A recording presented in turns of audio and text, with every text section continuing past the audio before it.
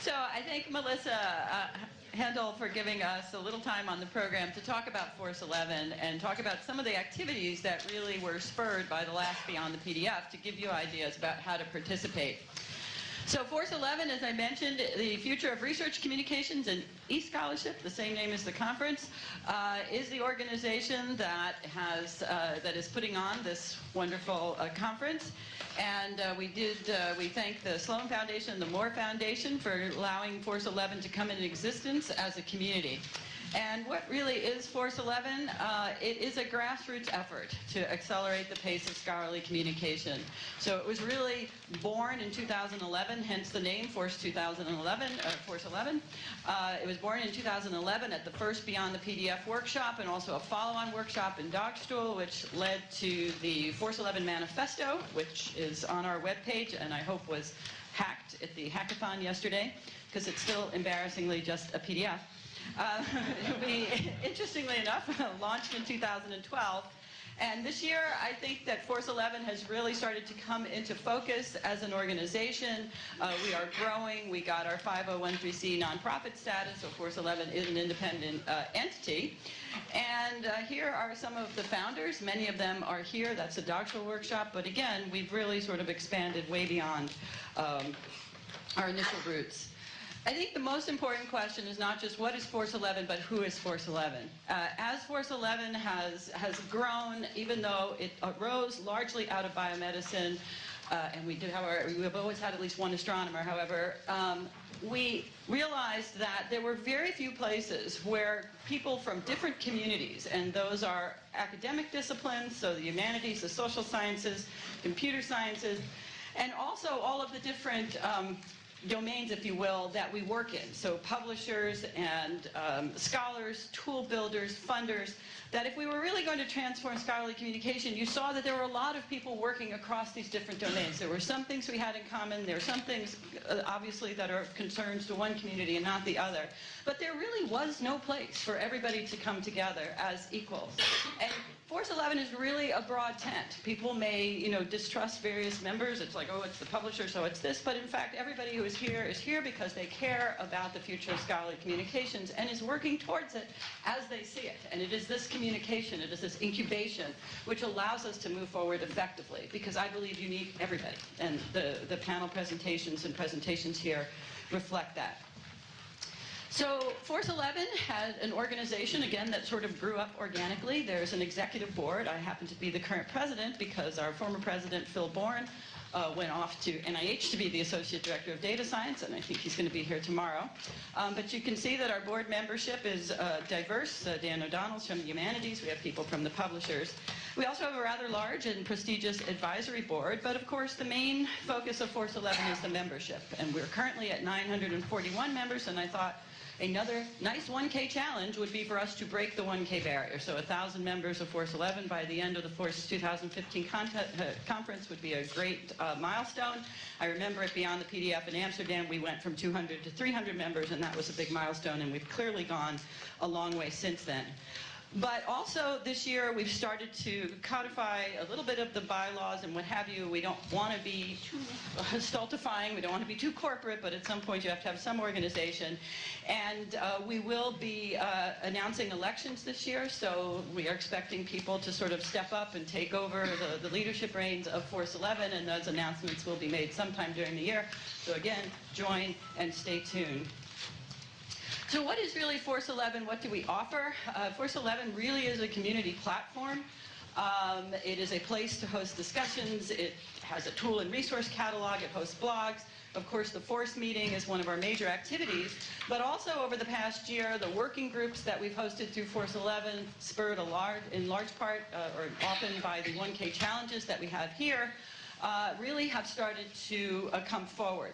And in fact, FORCE11 was really founded to make sure that we could capture the energy that happens at conferences like this, where you often get really great ideas, but there's no mechanism to sustain it. There's no funds, there's no place where you can get these activities sustained and ongoing. So being that we are a conference unconference, that if you see Josh Utley walking around, he is in fact our web developer, and we want to make the FORCE11 platform even more user-friendly. We're very grateful that the Moore Foundation gave us some money to do that. So if you have any complaints, gripes, or ideas about what you could do to help support it, go find him, and he might do it right on the spot. Okay? We might have a different website by the time we end this conference. We've also, again, recognized as we've gone through that there's so many different organizations, so many different tools. We like FORCE11 to be a place where we can bring all of those together.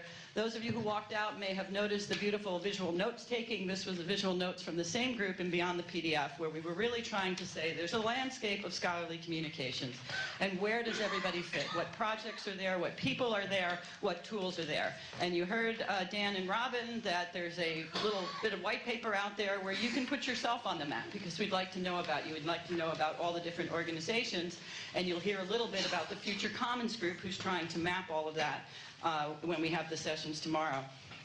So the working groups, again, these are a convening place for individuals to come together around issues in scholarly communication. The power of FORCE11 is that we do bring everybody to the table. We do bring the funders, the publishers, the scholars, anybody that you need to really get things done.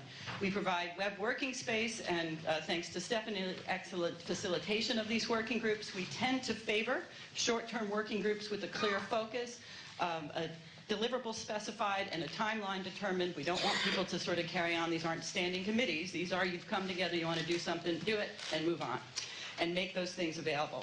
And really, again, the 1K challenge was instantiated to make sure that you have some funds and other things that you can use to really capture that. But we want those results to be made available through the website. We don't want them scattered off on the web. We want people, to know what's going on. So there's been a lot of activity over the last year, and we've asked 4 of our 1K challenge winners and also working group leaders to come forward and give very brief presentations on what they've been doing. I'm going to talk also about a project that we're just launching, a working group project called Caddy. So those of you who might have been at the workshop yesterday on data citation know that Caddy is a project by the U.S. National Institutes of Health to build a biomedical and healthcare data discovery index ecosystem. It's led by Dr. Lucila Ono Machado at UCSD, and she's floating around here somewhere. And one of the ideas of this is that NIH is very interested in really making data a primary product of scholarship. That's a constant theme, and it's really great that governments and others are really getting interested in this in a big way. But they also want to engage the community to find out what's going on, to sort of avoid, again, some of the fragmentation and problems that we've had in the past by doing a lot of these uncoordinated efforts.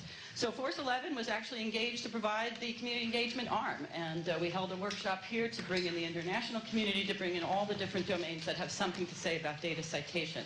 And there's opportunities here to participate in task forces, pilot projects, and workshops. If you have something that you think is of relevance to Caddy, please let us know.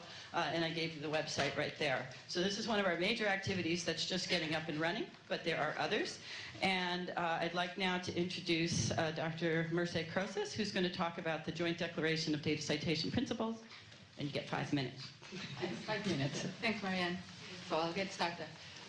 If you look at the last decade until now, and how data are connected to scholarly publications, we see that we find some cases that the data are not linked at all to the paper or the book that has the claims that has used that data, or that sometimes there is a link to the data, but is a link to a website or some place that doesn't have a persistent identifier, and after a few years that link is broken. Or more recently, we find also more formal data citations, and they have a persistent identifier. They give attribution to the data authors, but they might not have fully metadata, common metadata across data citation metadata that can be machine actionable. So we think we're ready to do better, and we're, some of this group and many of us here ask, are we ready to make data citable products of research? So before answering that, a very brief history of where we are here, where we are now in citing data, based on how citation to scholarly publications started. So in the very early 1900s, there was the standard that was created by the Chicago Manual of Style that included author and creator, title, dates, publisher, and distributor of the work as part of the citation, or the way to referencing a paper or book. When the first digital repositories were formed in the late 1959, 1960s, they borrowed some of the same model for the idea of citing data in a similar way in defining some catalogs that would have helped to reference the records in those digital repositories. Later on, they started to create some standards for that, but they were not very widely used, like the MARC records, right, as a machine-readable catalog for referencing data. There were some domain repositories that were generated at that time, like the GenBank, and they were referencing data with persistent identifiers.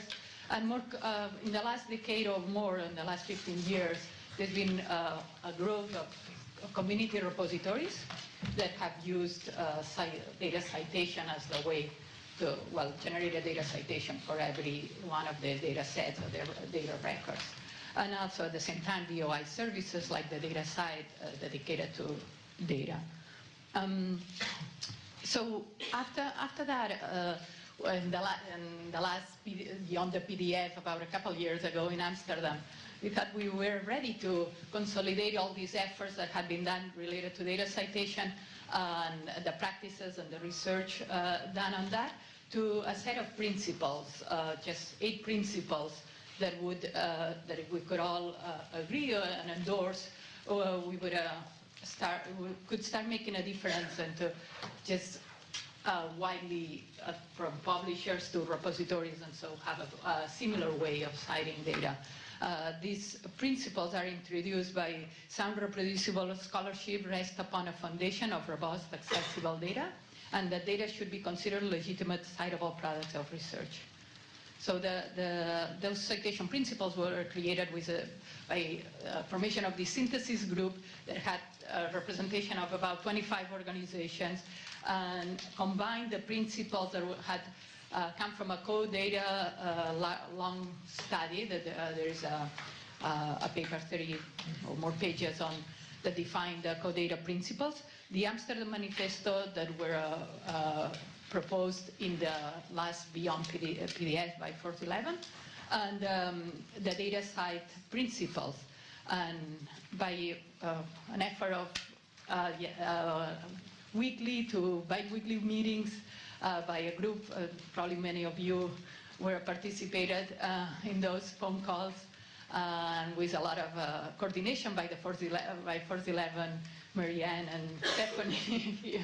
Well, we were able to come up with these 8 principles that can be found in the FORCE11. If you just search data citation FORCE11, it's easy to find them.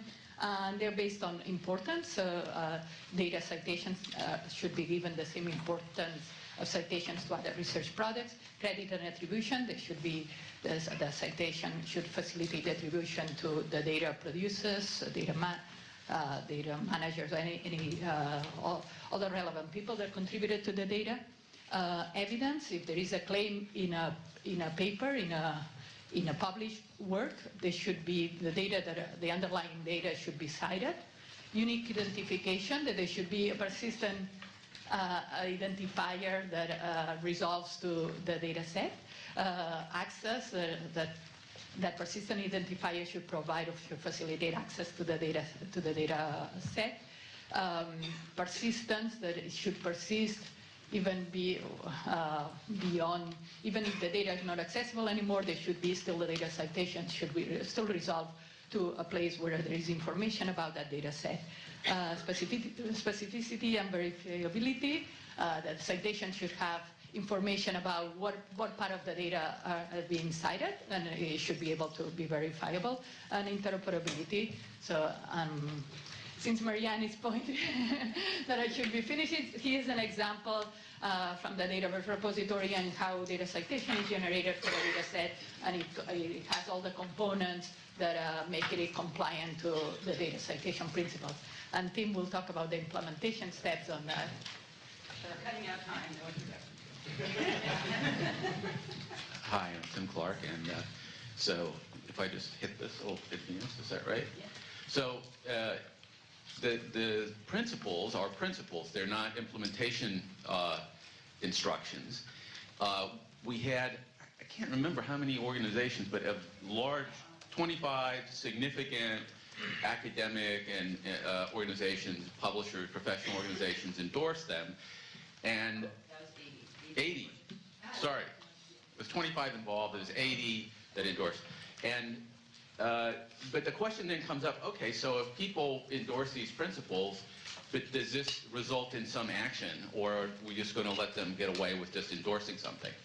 And so a group of us decided that we needed to have, to look at the principles and see if we could develop some actionable technical guidance to people who had endorsed it or wanted to operationalize these principles in their work. So we looked at, right here, we had 90 participants in this group, the Data Citation Implementation Group, one that coordinated on FORCE11, and 4 subtasks. And the group was co-chaired by myself, by my colleague Mercedes from the Dataverse, by Joe McIntyre from EuroPubMed Central, and by someone who's not here but who played a really important role, Joan Starr from the California Digital Library. So we first started off by doing an open issues analysis. So we really broke down the principles. For each one, we looked at what are the questions that somebody implementing these principles would want to ask. And then teams were set up by people. Interestingly enough, each of the co-chairs took a team. And the team signed up to answer these questions. And we had the following sub-teams. We had a document model team, we had a machine accessibility team, a workflows team, and a common APIs team. So just to cut to the chase, we've finished a lot of work in this group. So the document model team, which you can actually talk to Joe and maybe some other people here about this, or myself, but it prepared a revision to NISO JATS, which is, it used to be called the NLM-DTD. It's a major XML schema that's used by publishers and by archives, including the PubMed Central and EuroPubMed Central, to manage digital storage and publication of documents. And it did not really properly allow for data to be cited. So we fixed that, and it's now a stable draft published by the JATS Standing Committee, and you can access it. And I think we have some links to this in our group page on the website. Machine accessibility. So we met to talk about what do repositories have to do to support real machine accessibility of this data, both machine and human accessibility.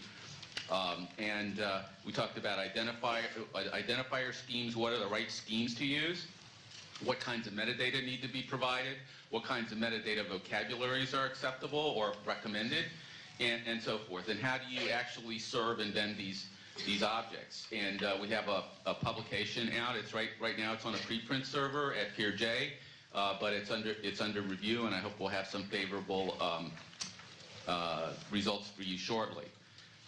Workflows is something that we conducted jointly with the RDA Workflows Working Group, and we basically looked at and analyzed workflows of publishers who are already citing data, Nature Scientific data, Wiley Geoscience data, Faculty of 1,000, and so forth. And so we have a publication in preparation on that. And Common APIs, we kicked off a project on a model of common discovery APIs for data repositories. We kicked off with a workshop yesterday, and we're going to continue this work with interested people and organizations over the coming months. There's going to be a follow-on workshop at Harvard on June 9th. I think we actually accomplished something. I think it's going to take this data citation project forward, and thank you very much.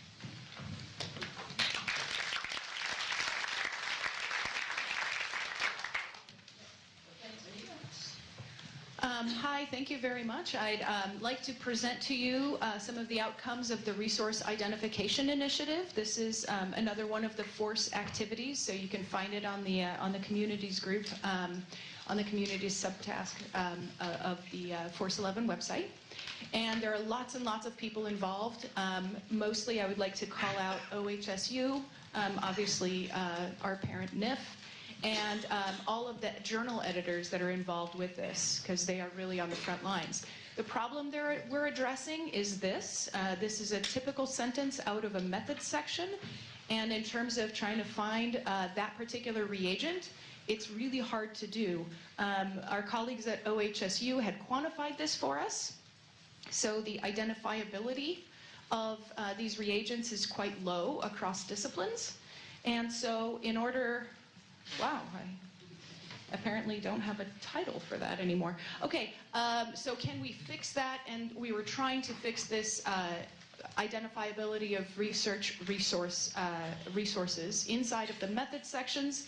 We were trying to do this at publication. And the kinds of things that I'd like to tell you about is that we get about 96% accuracy rating from the, this deep analysis was done on the first 100 papers, but we're up to over 250 papers that have now come out with these resource identifiers.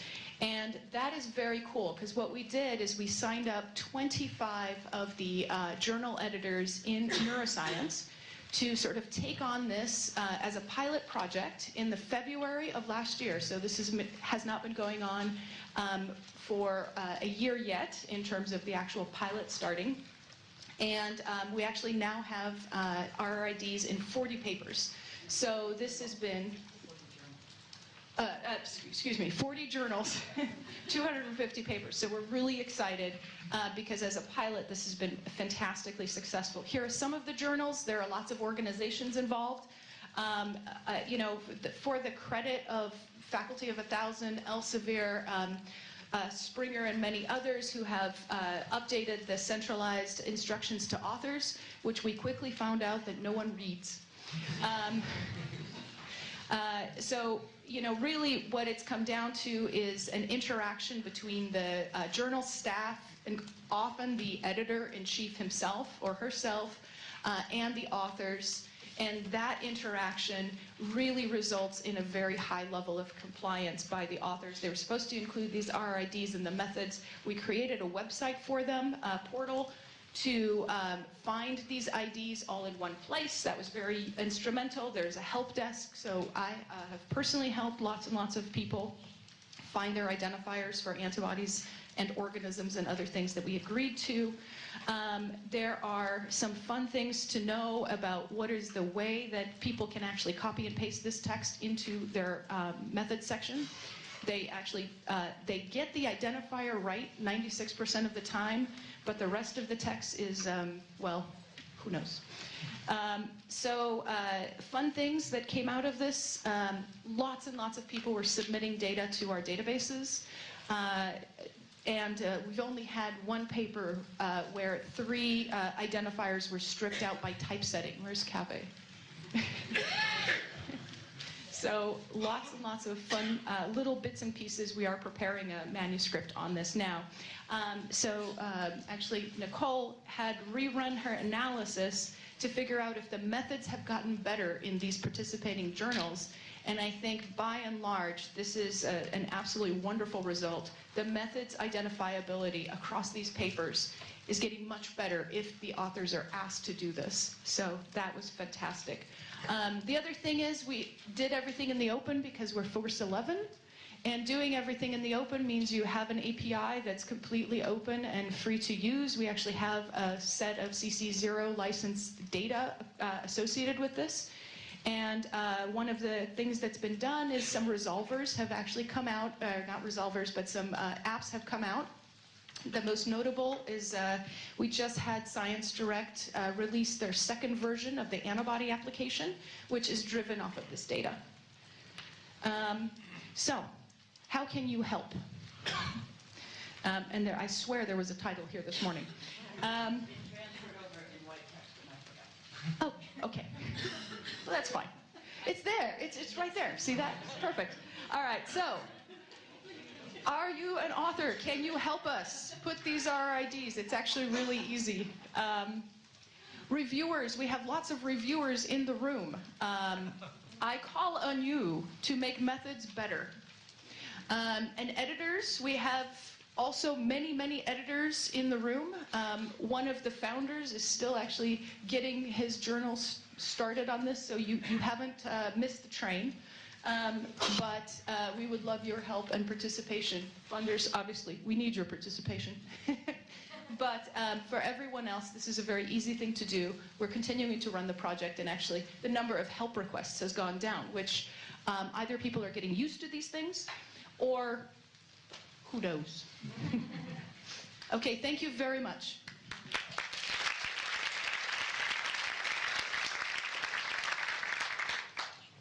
Hi, I'm Nicole Veslovsky, and I work at Oregon Health and Science University. Last year, Melissa Handel won one of the 1K Challenge Awards, and we did a project at OHSU called Starting at Ground Zero. Our goal was to work with researchers and students to try to talk to them and inform them about some of the work we're doing at FORCE11 and things that we had learned from beyond the PDF. So with our $1,000, we aim to recruit researchers and students to a couple of workshops that we hosted. First, we did a data management happy hour to talk about different data management strategies and the types of things that FORCE11 does. And then we followed that up with a second workshop that was geared more towards students that we worked with our graduate student organization president to market towards students to talk about data management strategies, telling them that their notebooks were bad and that they needed help with their data management. And we did an interactive workshop based around a gummy bear theme where we talked about different data management strategies. And this was followed up by consultations with individual researchers who signed up for the consultations and met with 2 or 3 librarians or members of our data stewardship team to individually work with them on their data management needs. And we used the money from the 1K Challenge to give them $50 gift cards to incentivize them to come work with us. So from these workshops and from our consultations, we found that researchers really do need assistance with data management. They need help with finding and choosing right data standards. A lot of them didn't even know of data standards to begin with. They need help with things like file versioning or applying metadata and facilitating or help with data sharing. The gummy bear themed data management exercise that we did, the interactive workshop, resonated really well with the students. So that's something we hope to do again in the future. And we also found that the students and researchers really had a lack of awareness about what services and expertise were offered by the OHSU library. So we hope that through these workshops and consultations that we're making them more aware of what the library has to offer in terms of help with these sorts of services. And through what we've learned through our interactions with them, we're trying to develop new services that we can offer for researchers around the campus. Thank you. Touch this keyboard? Just push space bar. No, that's my laptop. Well, if someone can come on up and fix it. So thank you very much. I think this gives you an idea of some of the activities that were underway in FORCE11 for a young organization. And in a year's time, I think we accomplished a huge amount. And it was really because we could bring all the stakeholders in the room, the librarians, the publishers, and others, that we were able to get traction. And I think getting a new system for citing reagents in the scientific literature was huge. Getting it actually into papers and into authors' hands was a significant achievement. The data citation principles and implementation into the NLM standard is also huge, and I thank the members for really all of their work. For those of you who think you have ideas, we encourage you to form working groups. Again, we have our web developer here. We have Stephanie. You can start them right here. Tweet to the 1K Challenge, apply to it to get the funds to get you going. If these aren't disruptive enough for you, I exhort you to be as disruptive as you want. You can be as out there as you want. This platform is meant to serve you, and focus your energies and try to, again, make real change in scholarly communication. I also want to put in a plug for Portland 2016, but also where to next. Sometime in the next year, we will be releasing a call for those who want to host FORCE 2017. So if you're interested, see Stephanie, talk to us. We'd love to bring our show to you. So thank you very much, everybody. Thank you, presenters, and onwards.